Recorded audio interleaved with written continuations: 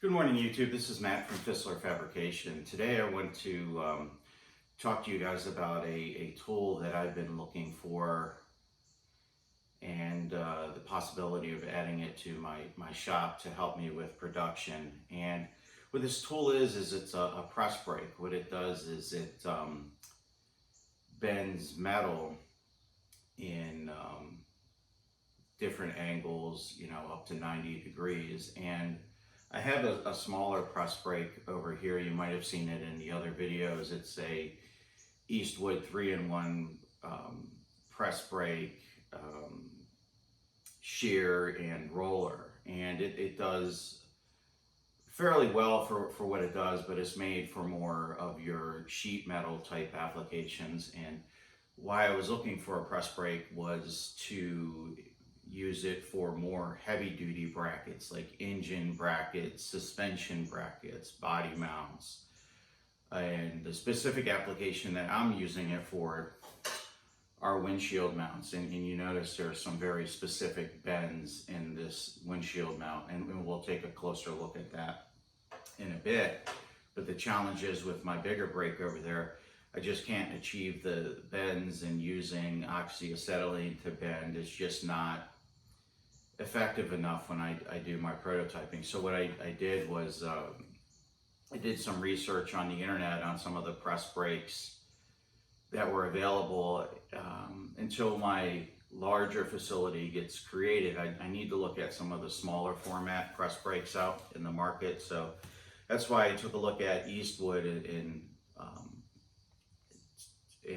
made a decision of let me buy the smaller unit, because it will attach to a Harbor Freight or any 2010 or press you have out there. And I've owned a Harbor Freight press for a while, been very impressed. I do a lot of ring and pinion work with that, and it's worked fairly well. So let's dive in and take a look at what's actually included in this press brake. You get the user manual that I conveniently left over here.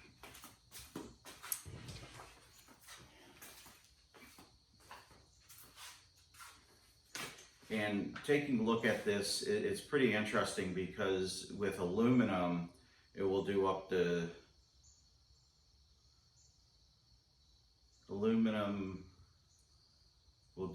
12 inches and thickness up to 3/8. So we're taking a look at mild steel and aluminum up to 3/8. So we can bend up to 3/8 with this tool here. So let's take a look at exactly what's included in the box here. We have the base plate. That's pretty heavy steel, and of course with everything you buy, it's oiled so it doesn't rust. So we'll go ahead and place it over here, and then we'll take a look here. This looks like the top portion of it that goes into the press. The cylinder must land here, and it comes down and presses. It's a huge assumption on my part, as I have not read the instructions or have put together one of these before. And we have the side pins here. I don't know what the official designation is, but I just made one up. The bolts required to put it together, and washers.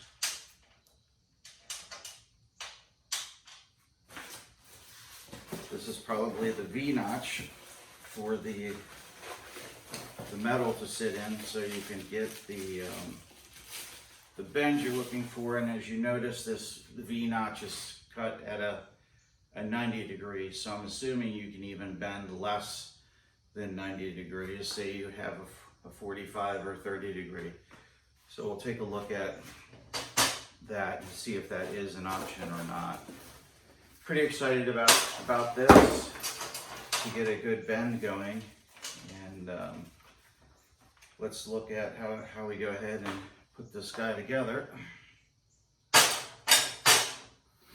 Probably going to be a tad bit of trial and error here.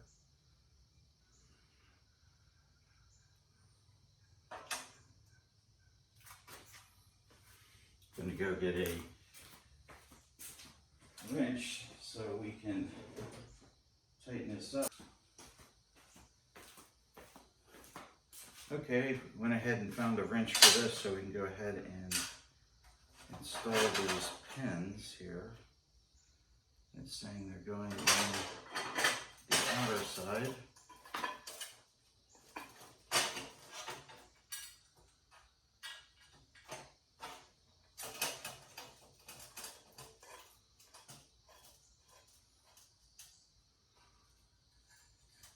I don't know if this is going to slip or not. We'll test it out.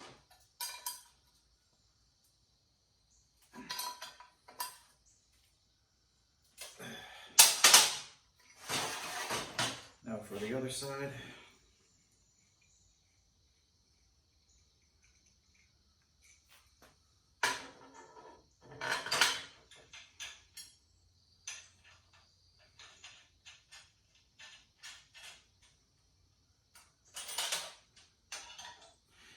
And I don't know what the most appropriate thing is. I guess facing this way, I'm facing the camera. If I would face the back where you can see me tightening this, I'd have my back to you, so I'll have to research the rules of YouTube etiquette on that one.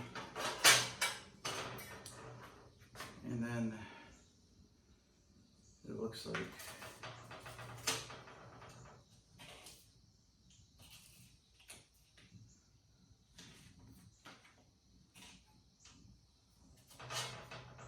and the threaded plugs hold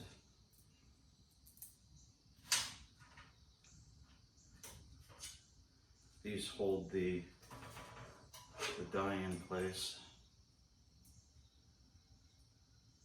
Okay. Again, I'll be back after my tool quest. All right, I'm back. Found the proper size here. Now figure out how to do this without smashing my fingers. This little block has some weight to it. And as you get younger, things get heavier and your eyesight improves. So for those younger viewers out there, you have things to look forward to.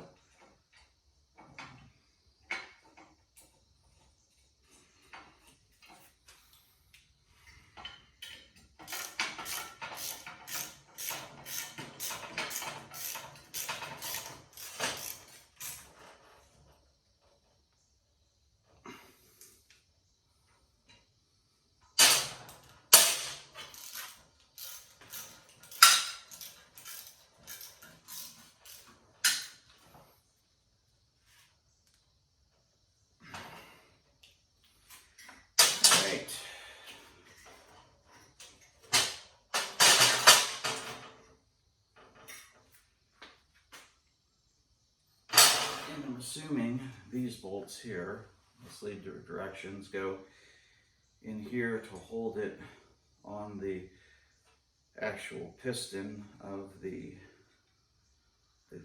jack.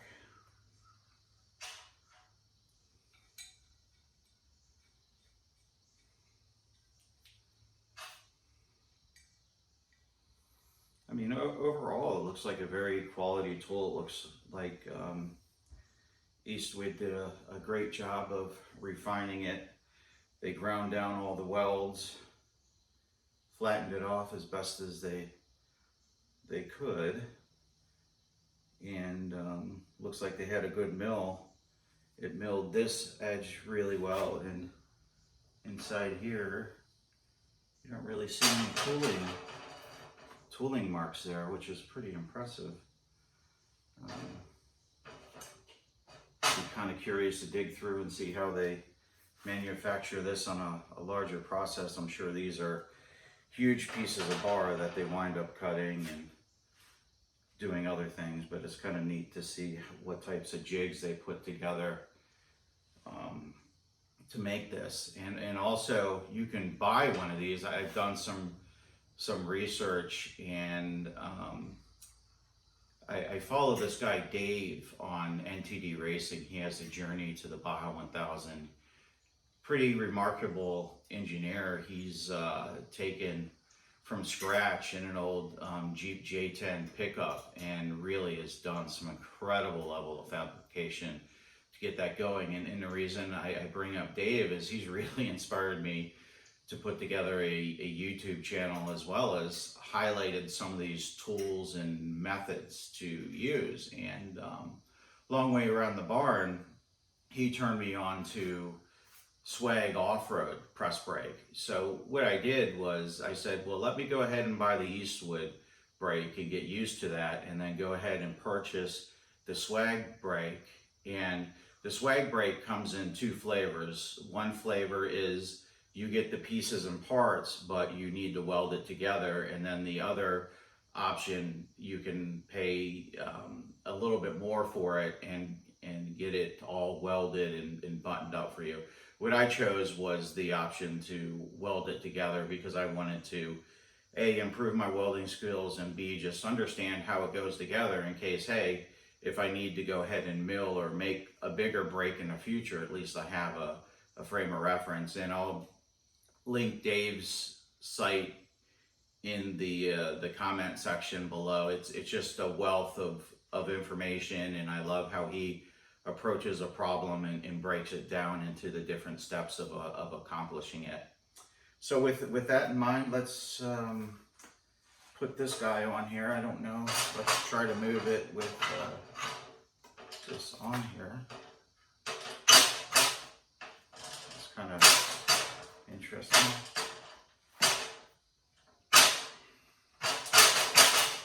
There we go. Once we get it set down, it works. And then we'll move the camera and go over and take a look at the press brake.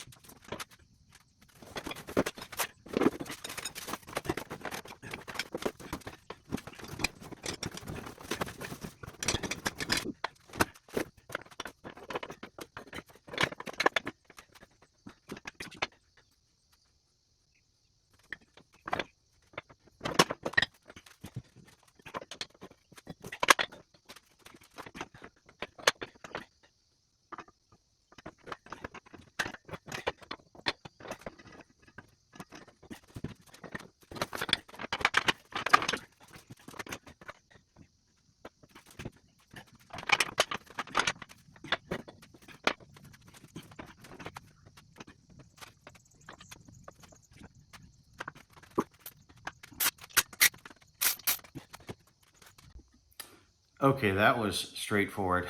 Anyway, I'm sure next time I put it in there, I know the dies and how to set it up properly. But what we're now going to do is take a look at how we can bend some 10 gauge steel, some 3/16, and some, again, 3/16, or sorry, yes, 3/16, and this is 1/8 inch bar.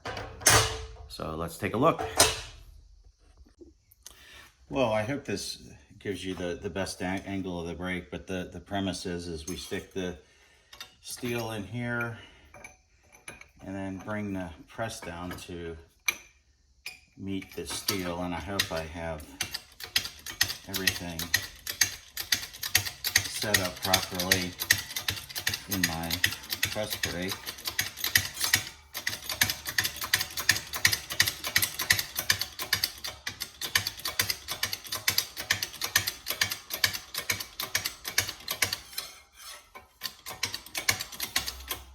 Alright, feel some tension on it. Bending the 1/8 inch pretty easily.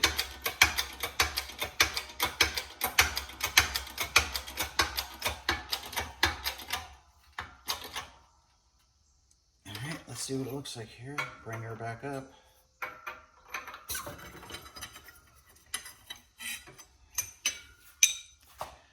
as you can see, that did a fairly decent job on 1/8 inch. I have to maybe adjust for the over tensioning, but it was my first bend. Now let's go here to the 10 gauge steel here and see what happens. Again, these aren't meant for protection or perfection. They're just meant to use as a testing block to see how this bends. So when I do go to actual material I care about, I can understand how to line it up and get everything perfect in here. But this is just to see what happens when I cycle it once. Here, let's just get a little bit of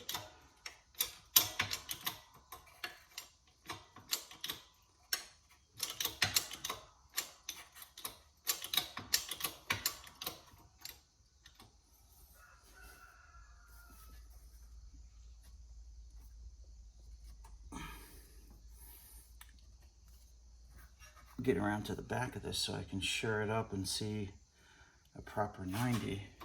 See what happens here. And again, this is 10 gauge.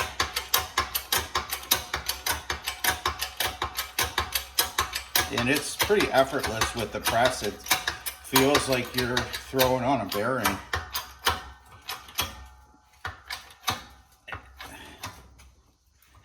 And right here, I feel like I'm over tightening a bearing.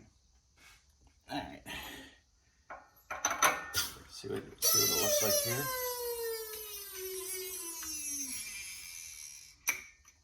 And no, that wasn't breakfast. I haven't had any yet.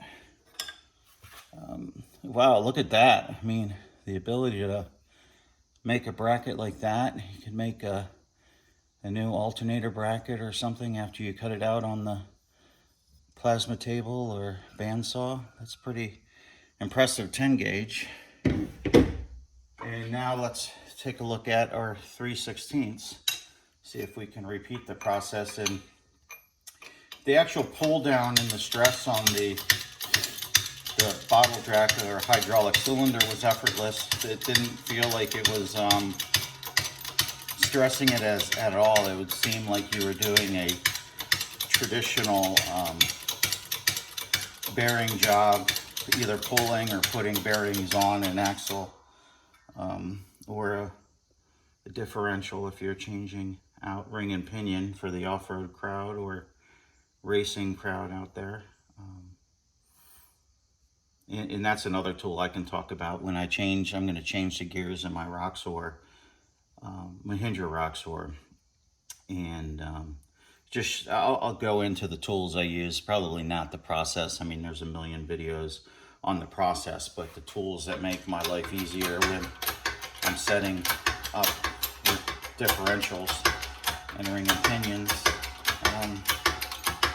And again, 3/16 is pretty effortless here, and I just need to know when enough is enough, and I feel that's that. But again, like any tool, you need to use it a couple of times to start to understand the feel of everything. And let's pull this guy out, and 3/16. There you go. That's pretty nice. And you may have noticed a box I was fiddling with the easy understanding of how the press brake went into the vise. You saw me moving a box away, and that box is the premise of the next video. This is the Swag off-road brake, and it's way larger. It fits the cavity of the press. Maybe 20 inches, 18, I don't know. I'll give you better information on that next time. But guys, thanks for watching. Please like, subscribe, or share. See you later.